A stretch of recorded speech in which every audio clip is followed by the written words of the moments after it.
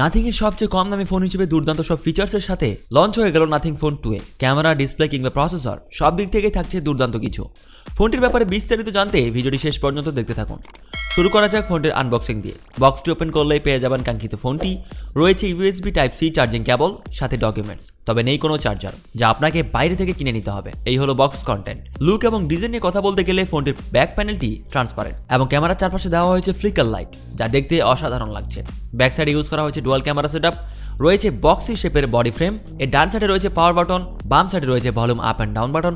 ফোনটির নিচের দিকে রয়েছে speaker, type C charging port, সাথে মাইক্রোফোন এবং সিম কার্ড ট্রে। আর উপরে পাবেন সেকেন্ডারি নয়েজ ক্যান্সেলেশন মাইক। ফ্রন্টে পাবেন middle punch hole selfie camera.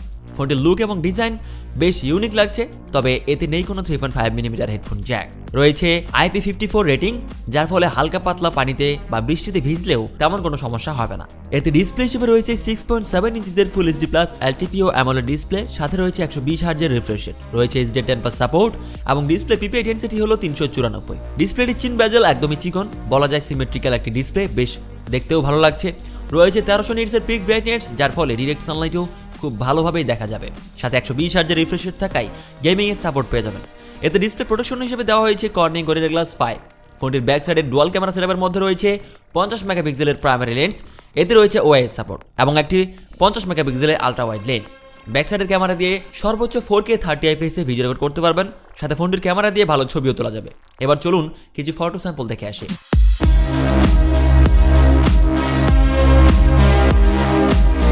বলা যায় বাজেট অনুযায়ী ক্যামেরা কোয়ালিটি একদম অসাধারণ। ফ্রন্টে রয়েছে 32 মেগাপিক্সেলের একটি সেলফি ক্যামেরা। ফ্রন্ট ক্যামেরা দিয়েও ফুল এইচডি ভিডিও রেকর্ড করতে পারবেন, সেই সাথে পারবেন ভালো মানের সেলফি তুলতে। পারফরমেন্সের জন্য ফোনটিতে প্রসেসর হিসেবে দেওয়া হয়েছে MediaTek Dimensity 7200 Pro, যেটি 4 ন্যানোমিটার আর্কিটেক্টে বিল্ড, যার up to clock speed 2.8 GHz।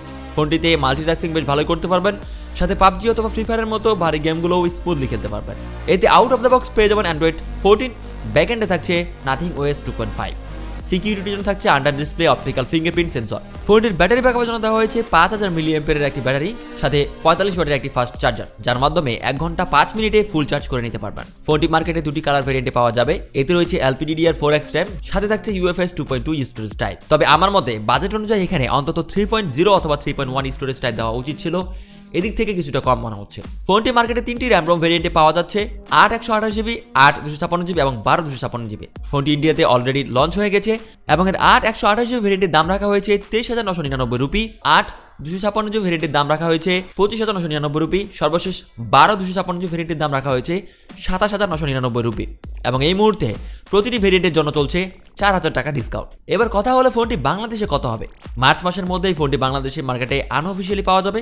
ফোনটি বাংলাদেশে অফিসিয়ালি লঞ্চ হবে না এবং এর বেস ভেরিয়েন্টের দাম হতে পারে প্রথম অবস্থায় 37 থেকে 38,000 টাকার মতো। আশা করছি ধীরে ধীরে কমে আসবে, সাথে আপার ভেরিয়েন্টগুলোর দাম আরেকটু বেশি হবে।